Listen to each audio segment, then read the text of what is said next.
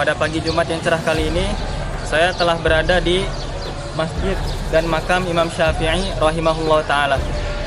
Beliau merupakan salah satu dari pendiri 4 imam mazhab yang masyhur. Yang pertama Imam Abu Hanifah, yang kedua ada Imam Maliki, yang ketiga Imam Syafi'i, dan yang keempat ada Imam Hambali.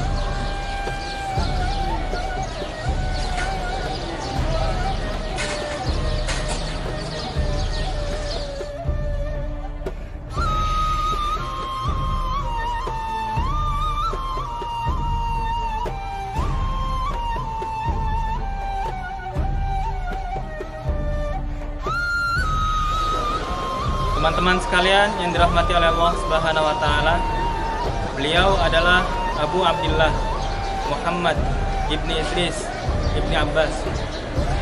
Silsilah keturunan beliau bertemu dengan Rasulullah Sallallahu Alaihi Wasallam pada kakeknya, yaitu Abdul Manaf. Beliau lahir di Gaza, Palestina pada tahun 150 Hijrah, bertepatan dengan tahun wafatnya seorang imam besar, Imam Abu Hanifah rahimahullah ta'ala. Ibunda beliau Fatimah binti Abdullah al-Azdiyah rahimahullah ta'ala merupakan keturunan yang mulia juga. Beliau berasal dari kabilah Az, yang mana Rasulullah pernah mengatakan, "Yuridun nas an yaghamu wa ya'mallahu illa an yarfa'ahu."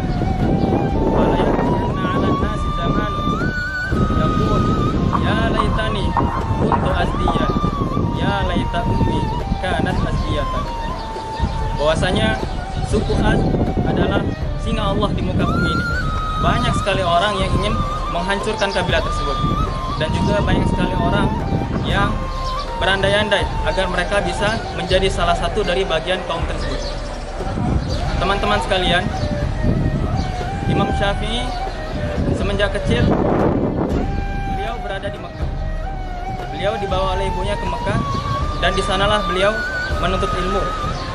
Beliau di sana menghafalkan Al-Quran. Dan satu fakta yang perlu kita ketahui, bahwasanya pada pertama kali Imam Syafi'i itu lebih condong untuk belajar kepada ilmu-ilmu sastra Arab, yaitu ada qawaid, nahwu dan saraf, dan juga ilmu-ilmu syair Arab, yang mana ketika beliau sampai di Makkah, beliau langsung menimba ilmu-ilmu tersebut kepada kabilah yang dikenal dengan Afsahul Arab, yaitu kabilah Hudzail. Akan tapi qadarullah, Imam Syafi'i yang tadinya lebih condong kepada ilmu-ilmu lughah, Allah takdirkan beliau condong juga kepada ilmu-ilmu fikih. Dan dalam suatu riwayat pernah dijelaskan bahwasanya Imam Muslim bin Khalid pernah menjumpai beliau. Imam Muslim bin Khalid ini merupakan mufti Makkah. Jadi pada waktu itu Imam Muslim bin Khalid bertemu dengan Imam Syafi'i. Beliau menanyakan, "Min aina anta?" Kemudian Imam Syafi'i menjawab, "Ana min ahli Makkah." "Engkau orang mana?" Beliau menjawab, "Saya merupakan ahli Makkah." Kemudian imam tersebut bertanya lagi, "Min ayyi qabilatin anta?" "Engkau dari kabilah apa?" Imam Syafi'i pun menjawab, "Min Abdi Manaf." "Saya merupakan dari kabilah Abdi Manaf." Maka spontan sang imam tersebut menjelaskan, "Bakhin, laqad syarrafaqallahu fid dunya wal akhirah." Bakhin merupakan ungkapan yang biasa kita dengar untuk mengutarakan kegembiraan seseorang tersebut. Jadi Imam Muslim sangat gembira mendengar ada seorang dari keturunan yang sangat mulia berada di hadapan beliau sekarang. Dan juga beliau menyampaikan bahwasanya Allah telah memuliakan beliau di dunia dan juga di akhirat. Maka semenjak saat itu pula Imam Syafi'i menuntut ilmu kepada Imam Muslim bin Khalid di Makkah, dan juga pada saat itu ada Sufyan bin Uyainah. Beliau bermulazamah bertalaki kepada Imam Sufyan dari bidang-bidang ilmu hadis. Setelah sekian lama beliau menuntut ilmu di Makkah, akhirnya sang imam pun mengizinkan kepada Imam Syafi'i untuk berfatwa. Akan tapi Imam Syafi'i yang mendengar nama Imam Malik yang telah tersebar luas di seluruh penjuru alam, beliau merasakan adanya kekurangan dalam dirinya. Beliau harus kembali menimba ilmu, karena beliau merasa belum cukup puas dengan ilmu yang telah beliau dapat. Maka oleh sebab itu, sang Imam Syafi'i pun meminta surat rekomendasi dari para imam tersebut agar bisa membawa beliau ke Madinah, sehingga beliau dapat bermulazamah bertalaki juga kepada Imam Malik rahimahullah ta'ala. Lalu kemudian apa yang terjadi?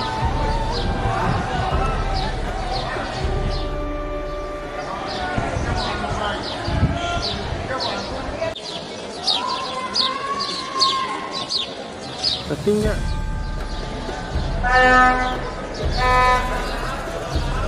apa yang terjadi teman-teman sekalian? Imam Syafi'i pun datang menemui Imam Malik di Madinah. Kemudian beliau membawa surat rekomendasi yang telah diberikan oleh guru-guru beliau ketika di Makkah. Akhirnya apa yang terjadi? Imam Malik pun marah besar. Istaghfirillah, bertaubatlah kepada Allah Subhanahu wa taala. Kenapa? Karena Imam Malik menjelaskan bahwasanya, apakah engkau ingin menjadikan surat rekomendasi ini menjadi wasilah engkau dapat mempelajari hadis-hadis Rasul Sallallahu Alaihi Wasallam? Maka disitulah Imam Syafi'i pun menyesal akan perbuatannya. Beliau meminta maaf kepada Imam Malik dan menjelaskan bahwasanya beliau tidak lain dan tidak bukan mengerjakan hal tersebut agar dapat bermulazamah, agar dapat bertalaki kepada Imam Malik rahimahullah ta'ala. Kemudian Imam Malik pun memberikan nasihat kepada Imam Syafi'i rahimahullah ta'ala. Beliau menjelaskan, ittaqillah, bertakwalah kepada Allah Subhanahu wa ta'ala, wajtanibil ma'asi, dan jauhilah maksiat. Fa inna Allah azza wa jalla laqad balagha fi qalbika nurahu fala tudfi'hu bil ma'asi. Bahwasanya Allah telah memberikan nurnya, yaitu berupa ilmu, ke dalam hatimu, wahai Muhammad ibni Idris. Maka janganlah engkau memadamkan nur tersebut dengan maksiat kepada Allah Subhanahu wa taala.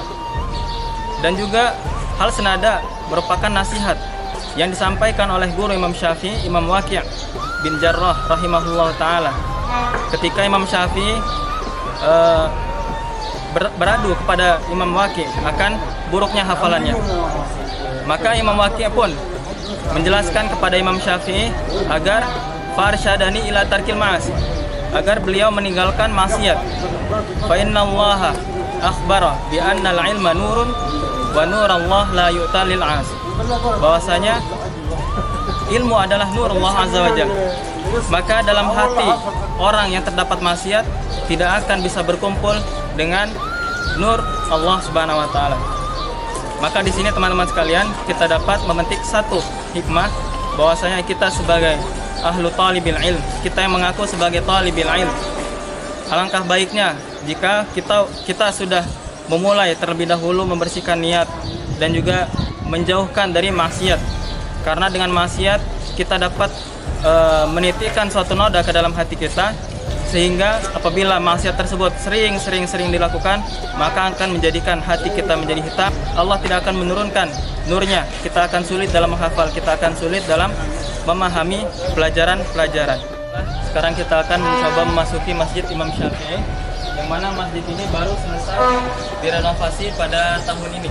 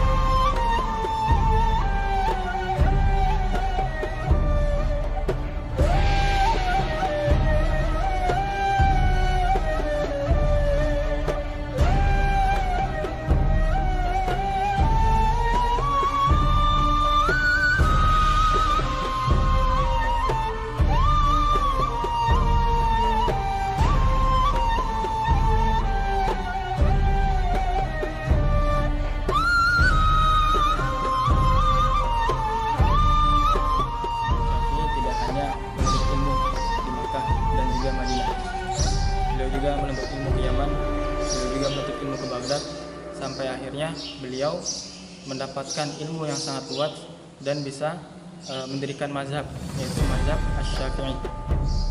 Dari sini kita juga dapat memetik pembelajaran bahwasanya seorang talibul ilmi tidak seharusnya hanya berdiam diri di suatu tempat, berdiam diri di negaranya, akan tapi dengan dia berhijrah, dengan dia bersafar kepada negara-negara yang ada di luar sana, maka pengetahuannya akan lebih meluas.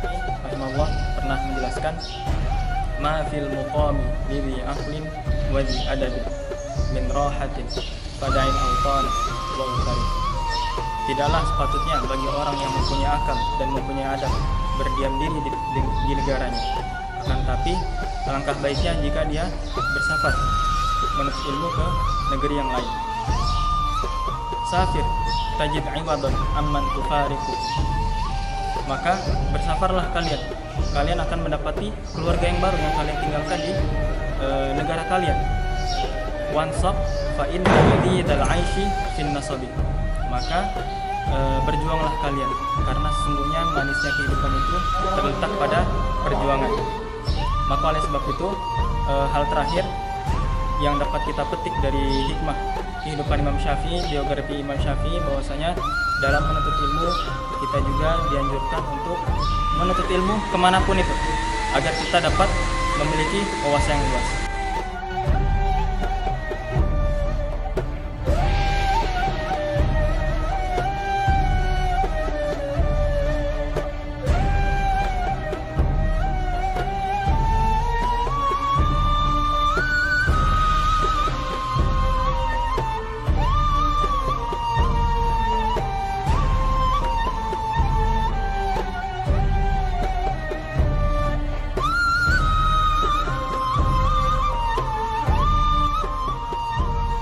Jadi teman-teman sekalian, Imam Syafi'i pada akhir hayatnya beliau tinggal di Mesir, dan beliau tidak lama menetap di Mesir. Di Mesir beliau hanya tinggal sekitar 4,5 tahun, dan disebabkan karena beberapa jenis penyakit yang menimpa beliau. Salah satunya penyakit yang sangat keras, yaitu penyakit wasir. Beliau akhirnya meninggal di sini dan dikebumikan di Ardi Kinanah ini. Maka sekarang kita akan melihat makam Imam Syafi'i yang tepat berada di sebelah masjidnya.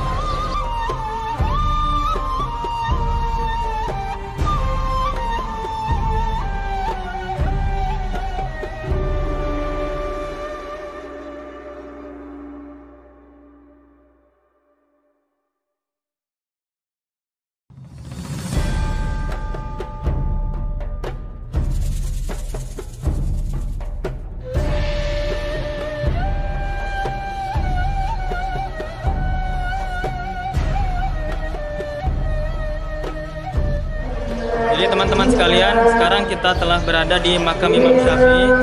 Alhamdulillah, pada bulan Ramadan ini, dengan datangnya bulan yang penuh berkah, makam Imam Syafi'i pun dengan resmi secara dibuka pada bulan yang suci ini. Karena sebelum-sebelumnya ketika saya juga pertama kali datang ke sini pada tahun 2018, makam Imam Syafi'i masih direstorasi.